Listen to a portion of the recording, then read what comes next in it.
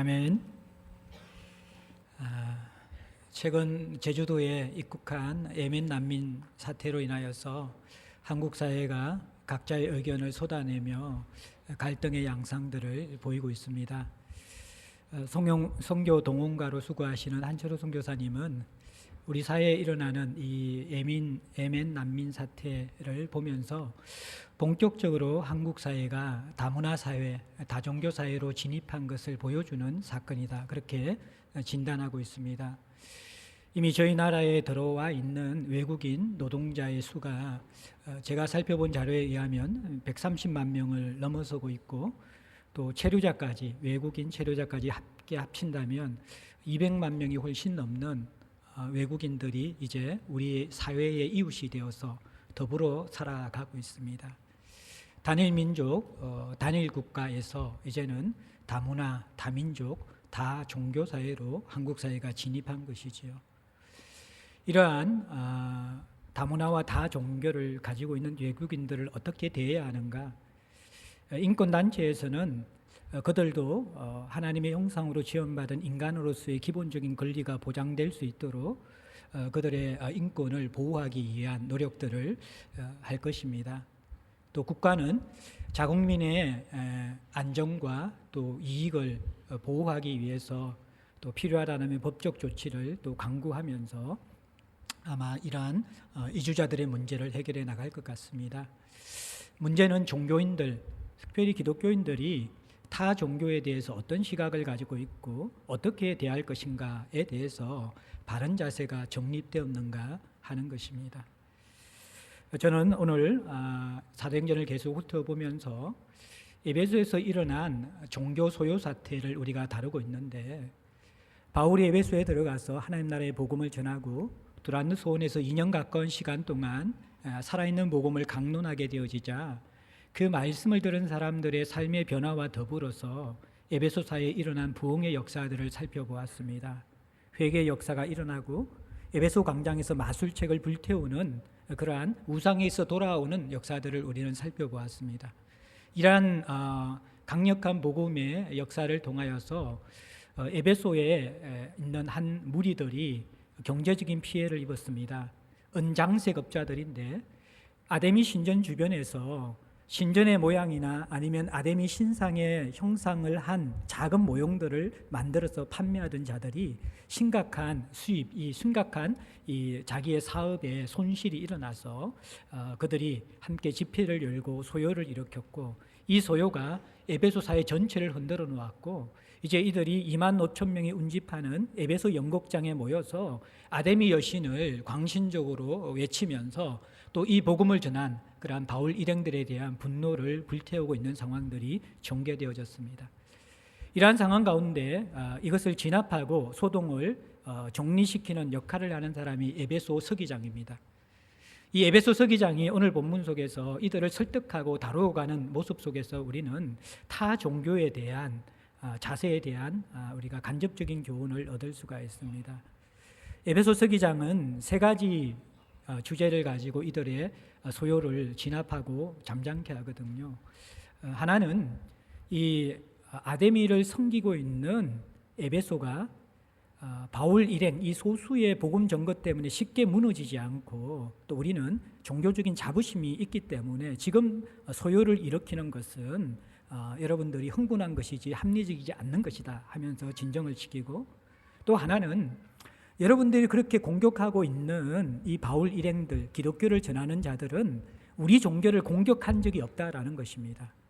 우리 종교를 공격하지도 않은 이들에 대해서 불법자들 그리고 범죄자처럼 취급하는 것은 참된 종교를 가진 우리의 바른 태도가 아니다. 그렇게 두 번째로 이야기를 하고, 세 번째로는 경제적인 이권이든지 분명한 그러한 어려움들, 문제가 생겼다 그러면 에베소시에는 합법적인 법적 절차가 있는데 그것을 무시하면서 이 소요를 일으키는 것은 오히려 우리가 로마 정부로부터 소란지를 통하여서 법적인 심각한 제재를 당할 수 있는 상황이기 때문에 이 소요 사태를 중단하라, 그렇게 외치면서 사람들을 해산시키는 지혜를 발휘합니다.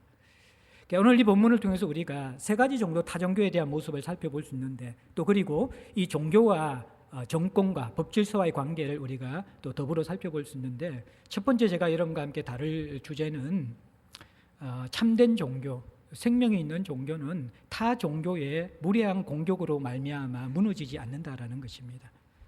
두 번째는 참된 종교는 그 종교를 확장시키기 위해서 또 무례하게 타 종교를 공격하여 무너뜨림으로써 전도 전략을 삼지 않는다라는 것입니다. 그리고 세 번째로는 이 참된 종교는 정당한 정권의 법질서를 존중하고 그 테두리 안에서 건강한 시민사회의 일원으로 종교 생활을 한다라는 것입니다. 그러니까 오늘 이 본문을 통해서 이 세 가지의 요소들을 여러분과 함께 좀 살펴보면서 이제 다종교 다문화 시대로 들어가는 우리들이 가져야 될 기본적인 그리스도인의 자세를 여러분과 함께 나누어 보고자 합니다.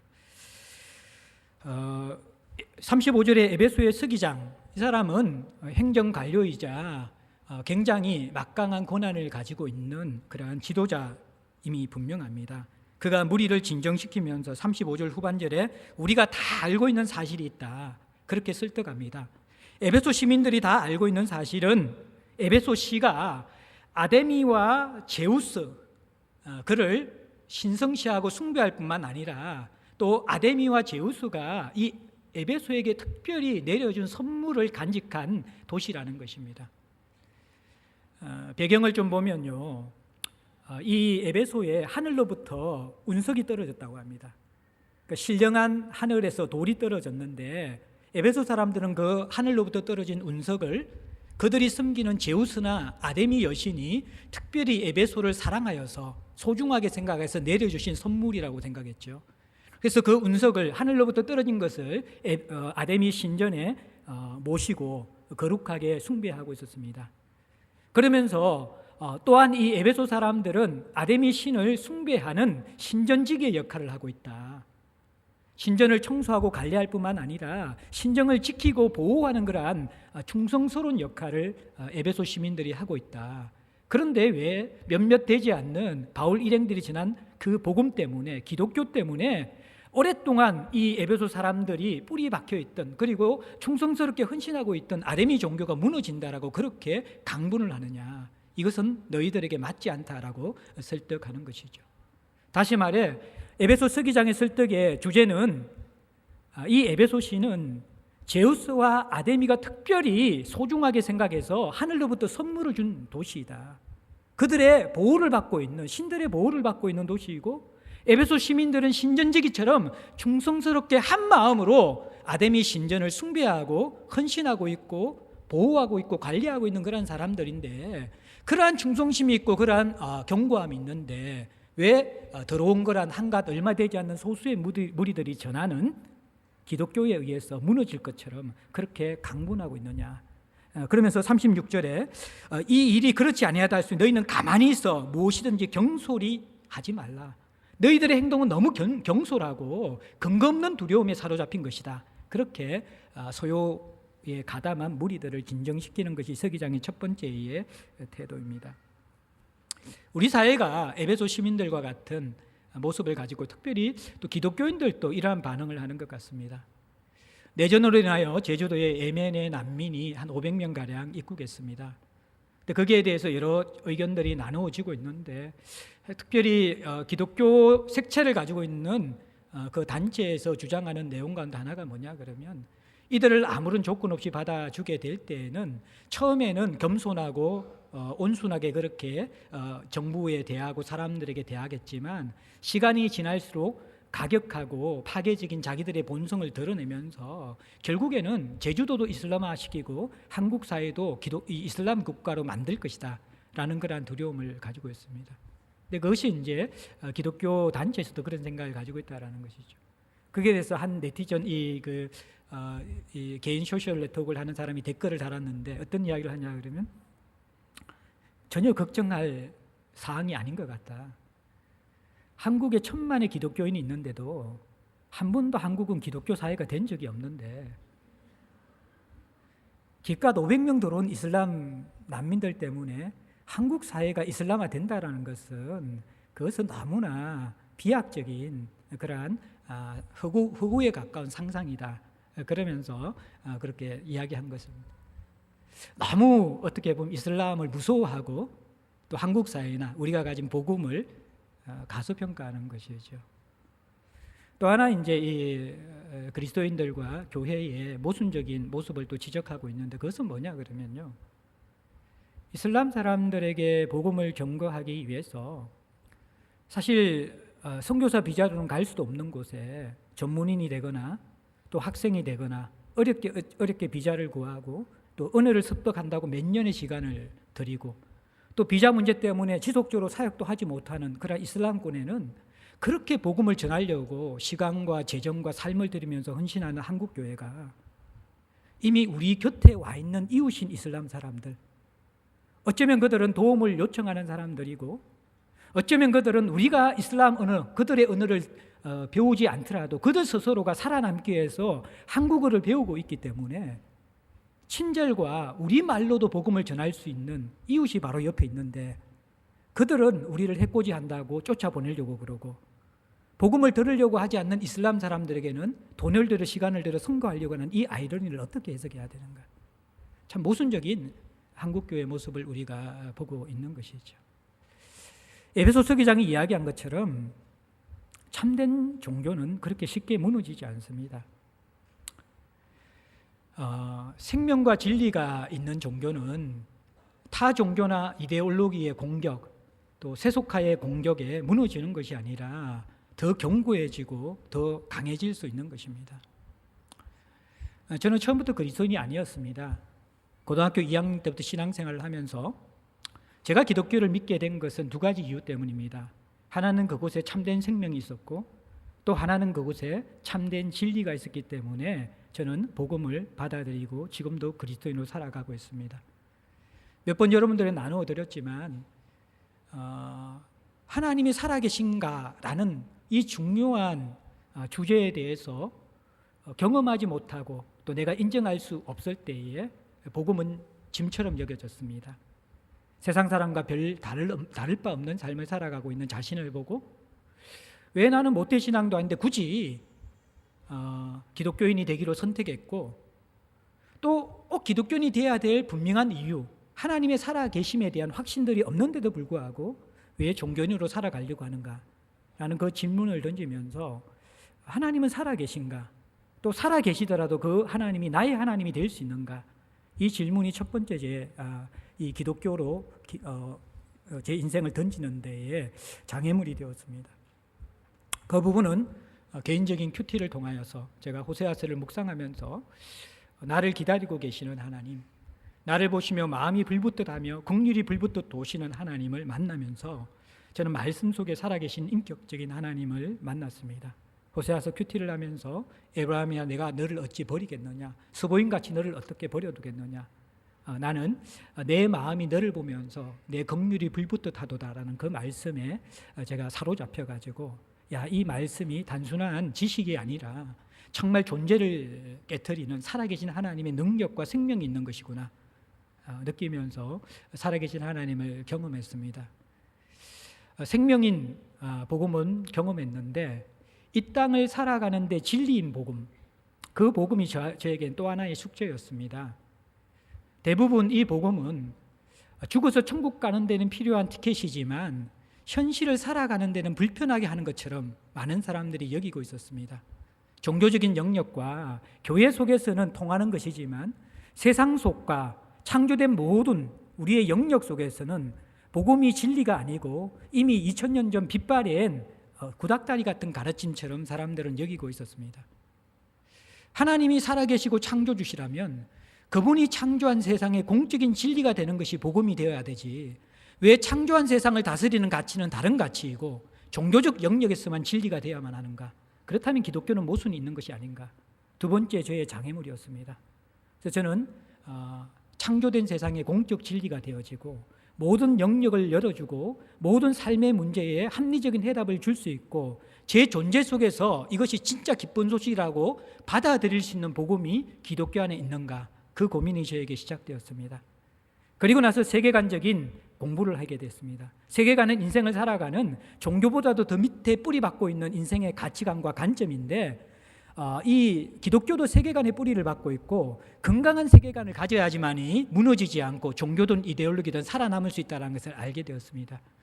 세계관을 이루는, 세계관을 형성하는 질문들이 여러 가지인데 많은 학자들의 요소들을 조금씩 다르게 하지만 저는 참된 최고의 실제는 누구인가, 신적인 존재, 우주의 기원, 나는 누구인가, 인간론, 내가 누구인가에 대한 두 번째 질문, 세 번째 무엇이 잘못되는가, 무엇 때문에 인생에 고통이 있고 어려움이 있고 비참함이 있는가, 네 번째는 무엇이 해결책인가, 이 신라군의 세상에 죽음과 고통과 상처를 어떻게 해결할 수 있는가, 다섯 번째 우리의 죽음 이후의 삶, 역사의 종말은 무엇인가, 이러한 질문을 가지고 저는 고민에 빠졌습니다. 그리고 기독교가 하는 대답과 여러 종교가 하는 대답과 이데올로기가 하는 대답들을 실험하면서 한 2년 가까이 공부를 했습니다. 그러면서 그 속에서 저는 기독교 안에서 제가 알고 있는 가장 통합적이고 건강한 세계관적인 요소들을 가지고 있고 또 질문들에 대한 답을, 공적인 진리로서의 답을 가지고 있는 것을 경험할 수 있기 때문에 저는 두려워하지 않고 복음을 선택하게 된 것입니다. 세계관이 무너지지 않게 위해서는 건강한 세 가지 요소가 있어야 됩니다. 하나는 현실성입니다. 세계관은 그 세계관을 추정하는 자들에게 모든 영역을 열어줄 수 있는가. 아까 이야기한 5가지 질문, 삶의 모든 고민에 대해서, 모든 영역에 대해서 사적인 좁은 부분적인 진리가 아니라 모든 것에 대한 진리가 될 수 있는 현실성을 가지고 있는가. 기독교는 모든 것에 대한 해답이 되었습니다. 최고의 실제가 무엇인가에 대해서 복음을 통해서 알게 되어졌습니다. 내가 누구인가를 성경을 통해서 알게 되었습니다. 무엇이 문제인가를 성경을 통해서 알게 되었습니다. 무엇이 해결책인가를 알게 되었습니다. 내 죽음 이후와 역사의 종말이 어떤 모습이 될지를 저는 성경을 통해서 알게 되었습니다. 최고의 실제는 하나님이시고 나는 하나님의 형상으로 지음받은 존재이고 나와 세상의 문제는 죄에 대한 문제이고 대안은 예수 그리스도의 십자가의 죽으심과 부활이고 저의 죽음 이후와 세상의 종말은 하나님 나라의 완성이라는 것을 저는 세계관을 통해서 정립했습니다. 그리고 나서 이 현실성을 가진 기독교 세계관이 내적인 통일성을 가지고 있다는 것을 알았습니다. 두 번째, 이 내적인 통일성을 가지고 있어야지 모순이 되지 않거든요. 5가지 또 여러 가지 질문에 대해서 그 세계관 자체가 서로 모순이 되는 답을 가지고 있을 때 그 세계관은 붕괴되어집니다. 우리가 믿고 있는 진화론은 심각한 내부적인 가치의 모순이 있습니다. 왜냐 그러면 인간이 누구인가라는 질문에 대해서 진화론자들은 인간은 우연의 산물이고 단백질의 합성체입니다. 그리고 그들에게 있어서 선이라는 것은 진보되고 발전되는 것입니다. 그들의 인간관과 그들에 대한 선에 대한 개념, 윤리적인 개념으로 생각할 때에 그들에게 심각한 가치의 붕괴가 있는데 그것은 뭐냐 그러면 그들의 가치관에 의하면 인간 사회 속에서 열등한 사람들, 또 장애를 가진 사람들, 능력이 부족한 사람들, 이런 사람들은 그들의 가치관 속에서는 복지의 혜택이나 도움을 받아야 될 대상이 아니라 빨리 제거돼야지만이 선한 세상으로 진보할 수 있는 장애물이 되는 것입니다. 진화론을 믿고 있으면서 인간의 존엄성이나 복지에 대해서 이야기한다는 것은 스스로의 가치에서 모순이 생긴다는 것을 알았습니다. 이런 식으로 여러 가치들을 저는 제 나름대로 고민하고 생각하면서 기독교의 세계관이 내적인 통일성을 가지고 있다는 것을 알게 되어졌고, 마지막 세계관의 건강한 형성 요소는 개방성입니다. 이 세계관이 생명을 가지고 오는가 죽음을 가지고 오는가. 저는 기독교를 믿은 사람들의 모습과 다른 종교와 이데올로기를 따르는 사람들의 그 결과물들을 비교해 보기 시작했습니다. 세계사의 흐름과 교회사의 흐름 속에서 복음이 전거된 곳에는 평등과 인권과 자유와 사랑이 회복되는 것을 보았습니다. 기독교는 사람을 사람답게 하는 그러한 종교였습니다. 인간을 인간답게 하는 종교였습니다. 우리를 찾아주는 종교였습니다. 생명을 주는 것이었습니다. 반면 모든 이데올로기와 종교 속에서는 진정한 개방성이 없었습니다. 누군가에는 그것이 모든 기득권들을 누리게 하지만 누군가에는 그것이 압박이 되고 압제가 되어지고 사람을 죽이고 저주하는 그러한 색깔들을 가지고 있었습니다. 그것이 이데올로기나 종교들이 가지고 있는 하나의 모순이었습니다. 완벽하지는 않지만 제가 가지고 있는 가치관의 한계 속에서 저는 현실성과 내적인 통일성과 개방성을 가지고 있는 복음을 선택했습니다. 사랑하는 성도 여러분들, 여러분들은 다문화 자유종교 사회에서 또 이데올로기 사회에서 이단의 공격을 받을 뿐만 아니라 또 세속화의 공격을 받을 뿐만 아니라 앞으로 타 종교의 공격을 받을 수 있습니다. 중요한 것은 무엇입니까? 타 종교가 아무리 무리하게 공격하더라도 여러분들이 참된 생명과 진리를 가지고 있는가? 이것이 더 중요한 것입니다. 만약 여러분들이 예수 그리스도를 인격적으로 만나지 못하고 살아계신 하나님이 지금도 우리 안에 성령으로 역사하고 계시다는 이 실체, 생명을 경험하지 못한다면 여러분들은 더 좋은 이데올로기, 또 다른 종교의 공격 속에서 쉽게 무너질 것입니다. 뿐만 아니라 여러분들은 이 기독교를 하나의 부분적인 사적인 진리, 내 인생의 부족한 부분을 해결하는 2%의 액세서리 정도로만 여기면서 신앙생활을 하다가 더 여러분의 인생에 도움이 될 만한 종교와 이데올로기와 세속화를 경험하게 될 때 와장창 무너지게 될 것입니다. 날마다 말씀을 묵상하며 진리 안에 천착하면서 성경 안에서 건강한 세계관을 형성하며 정말 이 복음이 모든 삶의 영역을 열어주는 공적인 진리가 되어지고 하나님이 창조주이기 때문에 이 세상에 대한, 사람에 대한, 문제에 대한, 해결에 대한, 종말에 대한 가장 완벽하고 합리적인 설명이 될 수 있고 대안이 될 수 있고 내가 납득할 수 있는 공적인 진리가 될 수 있는지 실험하지 않으면요, 여러분들은 가치관의 붕괴를 경험하게 될 것입니다. 오늘날 그리스도인들은 몸은 예루살렘에 있지만 바벨론의 지성을 가지고 살아갑니다. 왜입니까? 성경적 세계관이 없기 때문입니다. 다종교가 위험한 것이 아니라, 세속적인 것이 위험한 것이 아니라 사실은 기독교가 생명과 진리를 가지고 있음에도 불구하고 그것을 경험하고 그 진리 속에 천착하여서 깨닫는 자가 점점 없어지기 때문에 기독교는 붕괴되는 것입니다. 복음은 무너지지 않습니다. 성경적 세계관은 무너지지 않습니다. 생명의 실체는 핍박이 올수록 더 선명하게 살아납니다. 만약 무너진다면 그것은 껍데기이며 기독교의 이름을 가진 왜곡된 종교적인 성향을 가진 것이기 때문에 무너지는 것입니다. 그것을 무너뜨리고 성경의 진리 속에서 새롭게 하는 것이 바로 개혁이고 개혁주의인 것입니다. 여러분들이 장로교의 개혁주의 전통을 받아 신앙생활을 한다면 여러분 생명과 진리 속에서 끊임없이 개혁되면서 공적 진리이며 참된 진리인 복음에 천착하고 누리는 삶을 더 깊이 회복하고 더 깊이 그 안으로 들어가셔야 하는 것이죠. 두 번째 우리가 살펴볼 것들은 이제 서기장이 이야기하는 두 번째 내용들은 37절의 내용입니다. 신전의 물건을 도둑질하지도 아니하였고 우리 여신을 비방하지도 아니한 이 사람들을 너희가 붙잡아 왔다.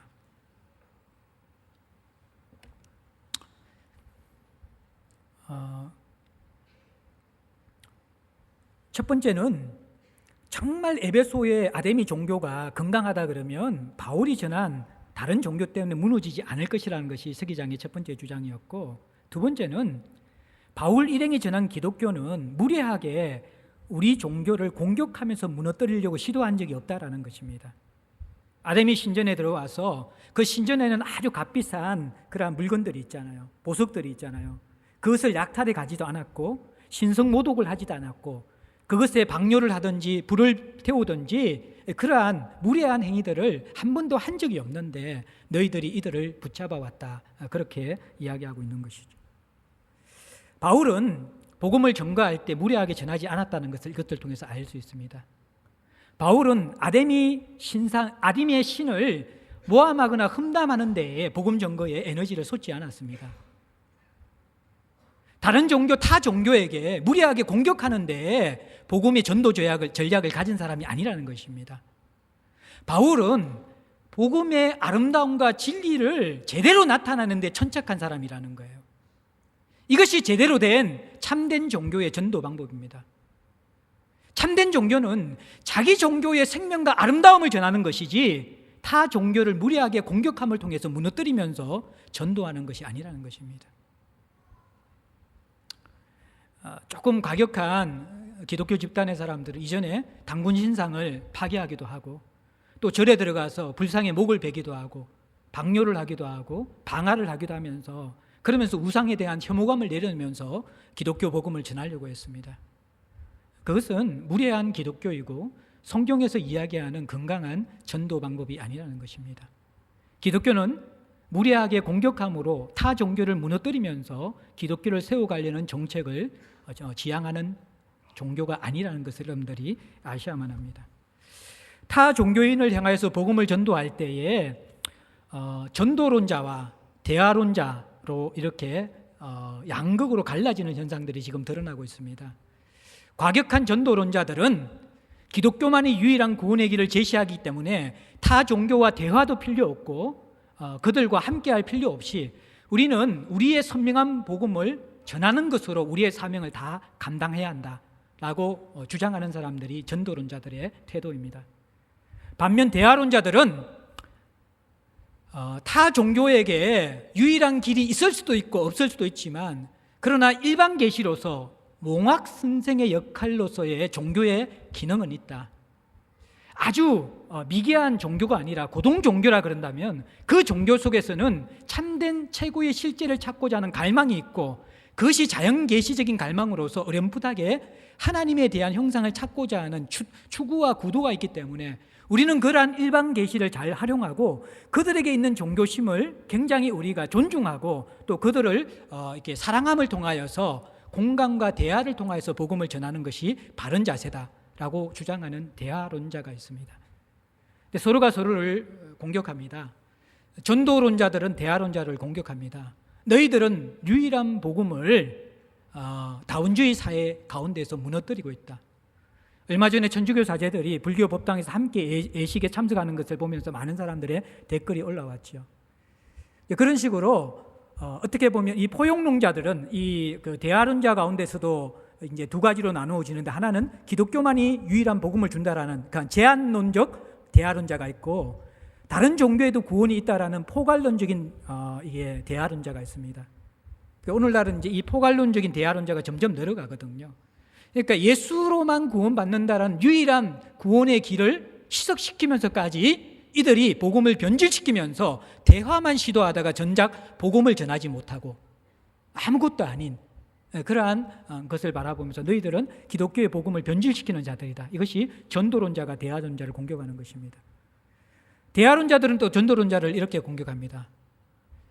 모든 사람들이 하나님의 형상으로 지원받았고 모든 진리는 하나님의 진리이고 그들 안에 있는 종교성들도 사실은 하나님이 몽학선생으로서 그림자와 같은 형태로 하나님께로 인도하기 위한 구원의 방법의 초보 단계인데, 그 모든 것을 무시하면서 그들과 함께 있는 공통점들을 무시하고 다른 점만 자극하는 것, 그것은 독단적인 태도이다.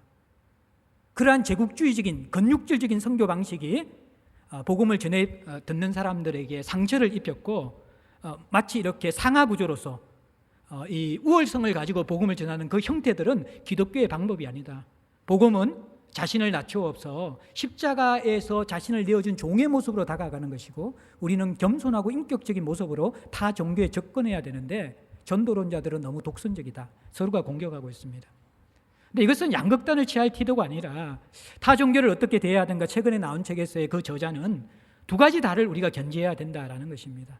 그래서 김세윤 박사님은 이것을 이렇게 정리했습니다. 타 종교인들을 존중하고 사랑하는 것이 기독교인의 도리라면 주 예수 그리스도의 복음을 전거하는 것은 그리스도인의 의무이다. 타 종교인에 대해서 존중하고 사랑하는 것은 기본적인 인간의 도리이고 기독교인의 도리라면, 예수만이 유일한 복음의 길이라면서 예수 그리스도를 전거하는 것은 기독교인의 의무이다라고 이야기하면서 우리는 인격적인 공감을 가진 자세와 예수만이 복음의 길이, 구원의 길이라는 선명한 유일한 복음의 유일성들을 함께 가지면서 우리가 복음을 전하는 자세를 가져야 된다라고 이야기하고 있는 것이죠. 자, 이제 조금 이제 본문을 정리하면서 두 번째 문제를 정리하면서 에베소 사회의 변화가 어떻게 일어났습니까? 기독교는 공격적인 전도 형태를 가진 것이 아니었습니다. 에베소의 변화는 첫 출발점은 에베소 두란노 소원에서의 말씀 강론이었습니다. 살아있는 말씀이 제대로 선명하게 전거되어지자 2년 동안 그 말씀을 들은 사람들의 삶의 중심이 변화되어졌고 그들이 에베소 사회에서 소금과 빛의 삶을 살아갔습니다. 그러면서 우상을 섬기는 자와 살아계신 하나님을 섬기는 사람 사이의 선명한 차이, 이것이 에베소 사회에 드러나게 되어졌습니다. 그러자 에베소 사회에는 회개가 일어났고 마술책을 불태우고 또 그 우상을 집에다 갖다 놓고 그 모형물들을 모시던 그러한 우상 숭배에서 돌이키는 역사가 일어난 것이죠. 더 쉽게 설명하면 복음은 빛으로서 어둠과 그림자를 쫓아내는 것이지 어둠 자체를 꾸짖는다고 해서 어둠이 없어지는 것은 아니라는 것입니다. 산상수훈에서 그리스도인들은 세상의 소금과 빛이 되라고 했습니다. 짠맛을 가지고 빛된 밝은 행실을 가지고 세상에 드러나게 되어질 때에 세상은 그들 안에 있는 어두움의 실체를 보게 되어지고 또 고동 종교를 가지고 있는 사람들도 그들이 가지고 있는 하나님에 대한 인식은 희미한 그림자밖에 되지 않는다는 걸 알게 되어지면서 기독교의 진리와 빛된 삶을 통하여서 그들이 추구하는 참된 실체를 보게 되어지고 그들이 옳다고 생각했던 삶의 어두움들을 깨닫게 되는 것이죠. 그럴 때 어떤 사람들은 이 기독교의 실체와 매력을 보고 빛을 보고 나와서 회심하는 사람들이 생기고, 어두움에 속한 사람들은 오히려 그것 때문에 불편해서 오히려 기독교를 공격하는 양분화된 현상이 일어나는 것이죠. 한국교회의 문제는 무엇입니까?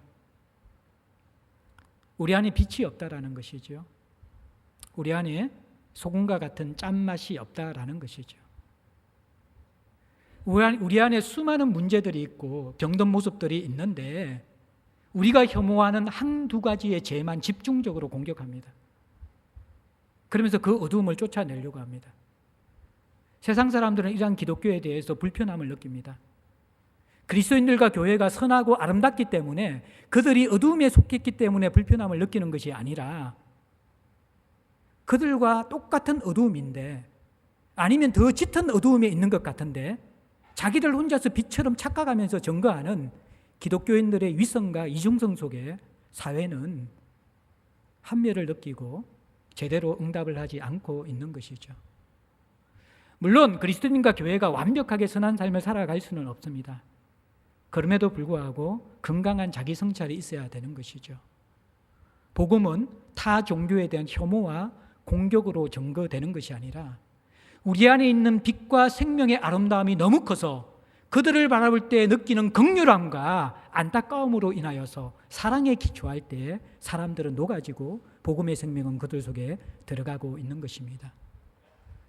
소금의 짠맛도 잃어버리고 빛된 참된 현실도 잊어버리고 하나님의 형상으로 지음받은 믿지 않는 사람들에 대한 사랑과 긍휼의 마음을 상실한 왜곡된 한국교회가 전하는 어둠을 꾸짖는 그러한 복음은 더 이상 그들에게 복음이 될 수 없는 것이죠.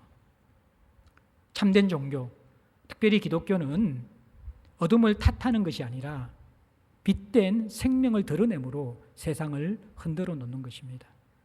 생명과 진리가 제대로 드러나면 세상의 기독권자들은 불편함을 느끼고, 참된 진리의 복음을 통해서 성도의 삶이 개혁되면 세상은 그것 때문에 불편하고 두려워하면서 흔들거리면서 그 죄의 건세와 악한 구조들이 무너지게 되는 것입니다. 그것이 세상을 개혁해온 기독교의 힘이고 부흥의 원천입니다.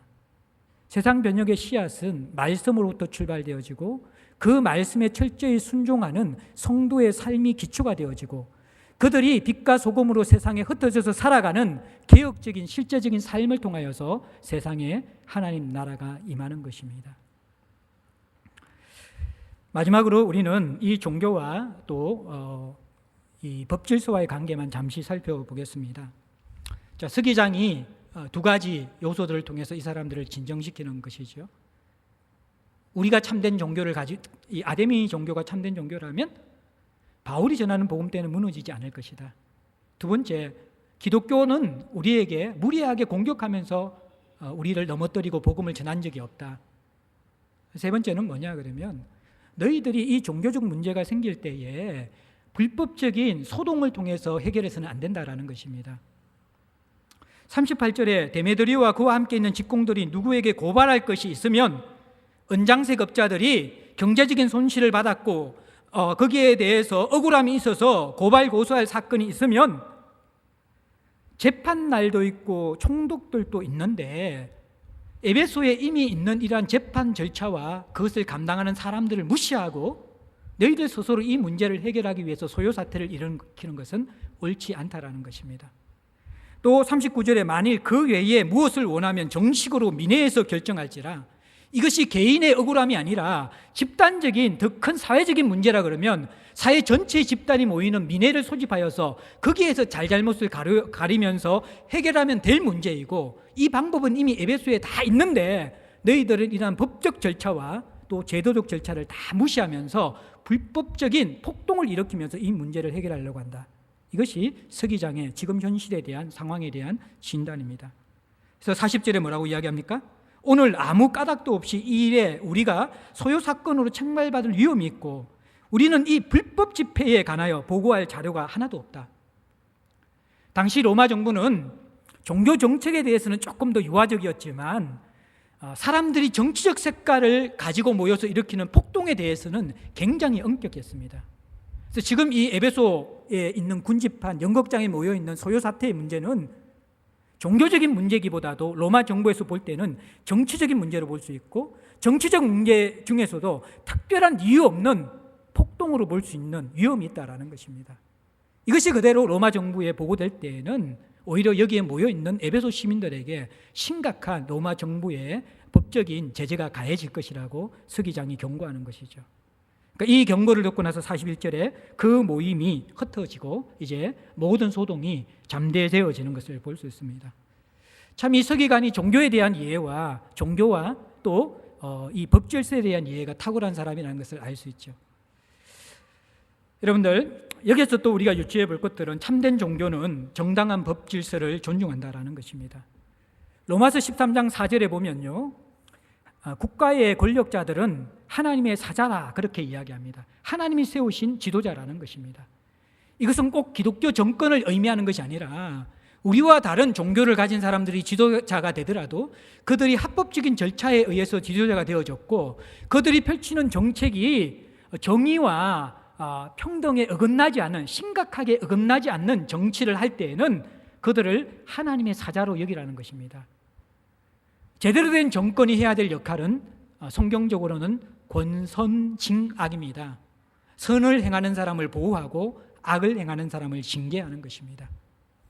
그러한 정권 아래에서는 우리가 종교적인 색채와 상관없이 국민의 의무, 세금과 부과된 의무를 다해야만 합니다. 사람들은 그 정권의 정책이 건강하고 정의로운가를 보는 것이 아니라 저 사람의 정치 색깔이 나하고 맞는가, 종교 색깔이 나하고 맞는가에 따라서 맹목적인 순종 내지는 맹목적인 반대를 일삼는 사람들이 있습니다. 이것은 성경적인 시민의 모습이 아닙니다. 우리는 하나님 나라의 시민으로서 기독교 정권 또는 장로가 대통령이 된다고 해서 무조건 찬성해서 안 됩니다. 또 불교 신자가 대통령이 된다고 해서 무조건 반대해서도 안 됩니다. 투표할 때도 마찬가지입니다. 기독교인이라고 뽑아서는 안 됩니다. 우리는 교회의 일꾼을 뽑는 것이 아니라 나라의 일꾼을 뽑는 것이고, 나라의 일꾼은 정의롭고 건강한 정책을 하는 사람을 뽑아야 되는 것입니다. 그리스도인이지만 왜곡된 정치관을 가지고 이권과 당파주의와 어떻게 보면 기독교를 옹호하더라도 타 종교에 불의를 미치는 그러한 정치인 같으면 우리는 뽑아서는 안 되는 것입니다. 불교인이라도 모든 사람과 모든 종교에 대해서 평등한 권한을 주고 정의를 행하는 사람이라면 그 사람이 더 성경적으로 맞는 사람입니다. 잘 분별해야만 하는 것입니다. 그러면서 우리는 의무를 할 뿐만 아니라 사회 정의를 위해서 권력자들을 감시해야 되고, 때로는 그 불의를 고발하고 항의하는 것들도 그리스도인의 의무 중에 하나입니다. 구약의 선지자들은 권력자들이 하나님의 뜻대로 정치를 하는가를 살펴보고, 그렇지 않을 때는 심각하게 책망하고 고발하는 역할을 선지자가 했습니다. 그것은 바로 오늘날 깨어있는 시민들과 그리스도인의 의무이기도 합니다. 그래서 만약에 악법을 행하는, 정의를 파괴시는 정권과 권력자가 있다면 루터나 켈빈을 비롯한 종교 개혁자들은 그 정부는 더 이상 하나님이 권한을 주신 정권이 아니기 때문에 우리는 시민 불복종을 할 수도 있다, 그렇게 이야기했습니다. 성경적인 방법으로 우리가 악한 정권에 대해서는 저항할 수 있는 것, 그것을 성경 개혁주의자들은 주장하고 있습니다. 더 시간이 없어서 정리하지는 못하고 간단하게 이야기하면, 정의롭고 건강한 국가와 시민사회를 세우는데 그리스도인들도 주된 역할을 감당해야 되고, 우리는 정당한 법질서 속에서 종교생활을 해야 된다는 것들, 그건 역시 성경이 이야기하고 있는 것입니다. 말씀을 이제 마무리하고자 합니다. 우리는 종교가 들어와 있는 다문화 시대, 다종교 시대에 살아가고 있습니다. 인권단체들은 자기 역할을 제대로 할 것입니다. 또 국가의 역할들도 어느 정도 분명합니다. 문제는 어떻게 보면 많이 약화되었지만 그래도 가장 많은 인구 집단을 가지고 있는 기독교가 타 종교를 어떻게 대하는가, 이것이 한국 사회의 타 종교를 대하는 하나의 가치관과 문화를 형성하는 기초가 될 것입니다. 작금의 그리스도인들의 태도는 굉장히 우려스럽고, 또 교회의 모습들은 이것이 성경적인가 고민하지 않을 수 없는 그러한 이 반응들을 보이고 있습니다. 무조건 모든 타 종교를 옹호할 수 없습니다. 그러나 또 무조건 모든 타 종교를 반대할 수 없습니다. 우리는 그 속에서 끊임없이 하나님의 지혜와 분별을 구하면서 그들을 인간적으로 존중하지만 그러나 영적인 시각 속에서 진리를 흩어리고 무너뜨리는 부분에 대해서는 경계를 해야만 될 것입니다. 오늘 우리가 배운 큰 원칙은 참된 종교는 타 종교의 공격으로 무너지지 않는다라는 것입니다. 기독교를 정말 살리는 길은 타 종교의 공격에 대해서 계속해서 우리가 반발하는 것이 아니라 우리가 참된 생명을 가지고 있는가, 진리를 가지고 있는가를 다시 돌아보면서 우리의 건강성을 세워나가면서 우리가 가진 진리들을 돌아봐야 될 때라고 생각합니다. 그리고 참된 종교는 타 종교를 공격하여 무너뜨리지 않습니다. 우리는 이슬람 포비아에 대한 감정, 혐오감이나 적개적인 공포심을 가지고 타 종교를 공격함으로 기독교를 세우려고 하지 않습니다. 오히려 우리는 빛으로서 어둠을 이기는 것, 말씀의 사람이 되어서 빛된 행실과 성경적인 그 매력적인 아름다움을 세상에 드러냄을 통하여서 그들의 어두움과 허황한 그림자와 같은 실체를 벗겨내는 역할들, 그것을 성도와 교회가 해야만 합니다. 뿐만 아니라 건강한 성도들은, 교회들은 법질서 속에서 무조건 기독교 우호적이고 기독교 입장만 변호하는 그러한 정권을 세우는 것이 아니라 모든 사람과 종교에 대해서 평등할 수 있고 또 건강하게 그 역할들을 감당할 수 있도록 중립과 균형을 가지고 있는 그러한 시민사회와 세상을 만들어 나가는 책임들, 이것들이 그리스도인들에게 있다라는 것을 우리는 오늘 본문 속에서 감접적으로 살펴보았습니다. 다종교 시대를 살아가면서 그들에 대한 존중과 사랑의 태도를 잃지 않지만 그러나 선명한 예수 그리스도 중심의 구원의 길과 복음을 훼손하지 않는 그러한 참된 그리스도인들 또 교회의 모습들이 우리 안에 더 견고해지기를 주의 이름으로 축복합니다. 함께 찬양 드리겠습니다. 찬송가 304장 함께 드리며 주님 앞에 나아가겠습니다. 304장 드리면서 우리 성찬식이 오늘 있습니다. 우리 성찬원들 앞에 나와 주시고 304장 우리 1절만 먼저 같이 한번 드리고 하나님 앞에 나가겠습니다.